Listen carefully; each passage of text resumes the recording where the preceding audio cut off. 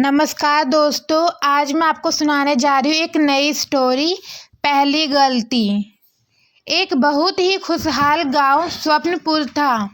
वहाँ सभी लोग मिलजुल कर रहते थे। किसी के घर में किसी भी चीज़ की कमी ना थी। सभी में प्यार था, किसी भी तरह का कलेश ना था। पास के गांव में एक चोर और उसका मित्र रहता था।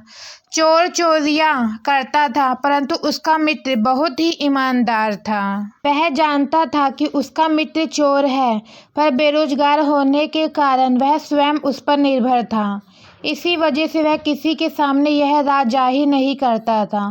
उसका जीवन आनंदपूर्वक बीत रहा था। वही चोर एक ईमानदार मित्र के साथ होने के कारण कभी संदेह का पात्र नहीं बना। इसी का लाभ मिलने से वह चोर अपने मित्र को कभी भी बोझ नहीं समझता था।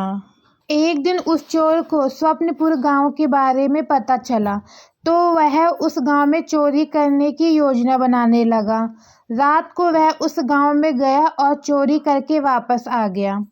चोरी में उसे इतना सामान मिला जितना उसने आज तक देखा भी नहीं था, पर अभी भी उसे लग रहा था कि वह और सामान ला सकता था। इस बारे में उसने अपने मित्र से बात की, पर उसने किसी भी प्रकार की सहायता से साफ इनकार कर दिया।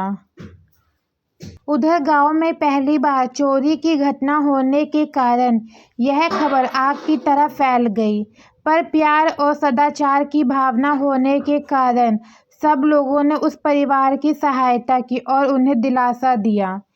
इस घटना के बाद सब चौकन्ने हो गए थे, क्योंकि उन्हें इस बात का पता था कि चोरी किसी बाहर के व्यक्ति ने ही की थी।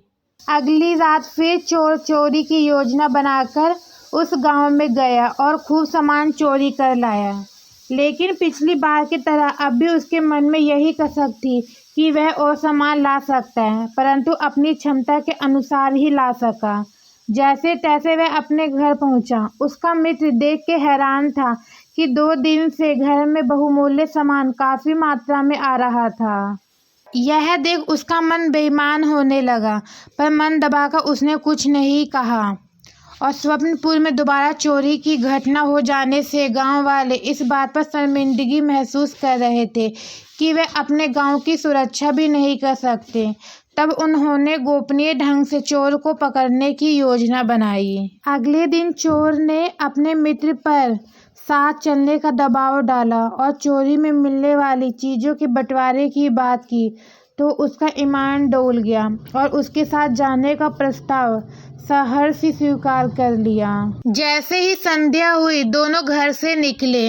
उस चोर ने अपने मित्र को चोरी के कुछ गुर बताए ताकि वह कोई गलती ना करे। जब दोनों स्वप्नपुर पहुंचे तो गांव वाले ने छिपकर उन पर नजर रखना आरंभ कर दिया।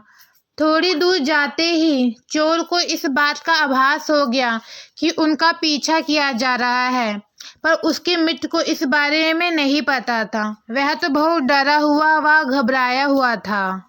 एक घर के पास पहुंचकर चोर ने अपने मित्र को दीवार फांदने को कहा। जैसे ही वह दीवार फांदकर घर में घुसा, चोर चालाकी दिखाते हुए गांव वाले को चकमा देकर गांव से बाहर निकल गया और रातों रात अपना सारा सामान समेटकर अपना गांव छोड़कर चला गया। वहां स्वप्नपुर में उसका मित्र घर में तो घुस गया था, पर जब उसने देखा कि उसका मित्र कुछ देर तक ना आया तो उसके पसीने छूटने लगे। वह थोड़ा आगे बढ़ा तो उसके पैर एक बाल्टी से टकरा गए और बाल्टी गिरने के कारण शांत अंधेरे में बहुत तेज आवाज आई। आवाज सुनते ही सारे गांव वाले उस घर के बाहर आ गए और उसे पकड़ लिया। वह घबराया हुआ बोल रहा था कि उसने कुछ नहीं किया और माफ़ी मांगने लगा, पर गांव वाले ने उसे माफ़ नहीं किया और पहले हुई 2 चोरियों का इल्ज़ाम भी उसी पर डाल दिया गया। पूछताछ पर उसने अपने चोर मित्र के बारे में बताया। उसको ढूंढने की कोशिश की गई, पर बहुत शातिर होने के कारण वह हाथ नहीं आया और पहली बार चोरी करने आए उस इंसान को वह सज़ा भी काटनी पड़ी जो जुर्म उसने किया ही नहीं था। वह बार बार कह रहा था कि मैंने आज तक ऐसा काम नहीं किया, आज पहली बार मैंने ऐसा करने की कोशिश की, कृपया मुझे माफ़ कर दीजिए। पर किसी ने उसकी बात नहीं सुनी और उसे उपयुक्त सजा दी गई। यही प्रवृत्ति हम लोगों में भी होती है कि हम जानते तो हैं कि हमारे आसपास कौन कौन गलत काम करता है, फिर भी हम उसका विरोध नहीं करते और ना ही उसकी जानकारी किसी को देते हैं, जो भविष्य में हमारे लिए खतरनाक साबित होता है। जब हमें उस व्यक्ति से कोई परेशानी होती है तभी हम उसका विरोध करते हैं। ऐसे में इस बात का बहुत कम अंदेशा रहता है कि हमें इंसाफ मिलेगा। कई बार तो इसका नतीजा यह होता है कि हमारा मन भी ऐसे गलत कार्यों की तरफ आकर्षित होने लगता है और हम लालचवश वह काम करने का प्रयास करते हैं और पकड़े जाने पर क्षमा याचना करते हैं। पर गलत कार्य हमेशा गलत ही होता है और सबसे बड़ी गलती पहली गलती होती है। पहली गलती के बाद ही इंसान गलतियां करने का आदी बनता है। इसीलिए हमें दूसरों की गलतियों से सीख लेनी चाहिए और हमेशा खुद को सत्य की ओर प्रेरित करना चाहिए और प्रयास करना चाहिए कि हम अपने जीवन में ऐसी कोई गलती ना करें जो भविष्य में हमें अंधकार की ओर ढकेल दें। तो दोस्तों, आपको मेरी ये स्टोरी कैसी लगी कमेंट में ज़रूर बताएं। अगर आप मेरे चैनल पे नए हैं तो मेरे चैनल को सब्सक्राइब कीजिए, लाइक कीजिए। आपको आगे ऐसी और स्टोरी सुनने को मिलती रहेगी। धन्यवाद।